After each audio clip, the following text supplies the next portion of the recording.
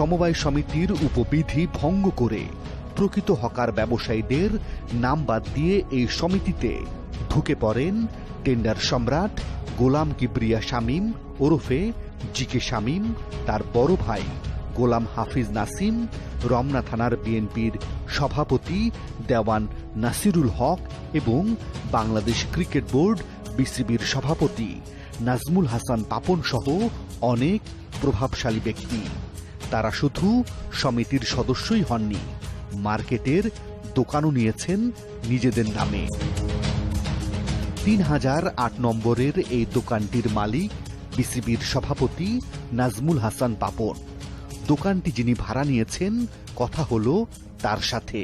3008 হচ্ছে এই দোকান নাম্বার, তাই না? মালিকের নাম নাজমুল হাসান, পিতা জিল্লুর রহমান। হ্যাঁ, এটাও তো উনি আসেন না, উনি দেখাশোনা করেন না। ভাড়া নিছি আমি, মূলত আমাদের যে অফিসের যে লোকজন আছে ওনাদের থেকে ভাড়া নিছি। এ বিষয়ে কথা বলার জন্য নাজমুল হাসান পাপনের ব্যক্তিগত মোবাইল টেলিফোনে খুদে বার্তা পাঠানো হয়। ফিরতি খুদে বার্তায় তিনি জানান, টাওয়ার কিংবা সমবায় সম্পর্কে কোনো কিছুই জানা নেই তার।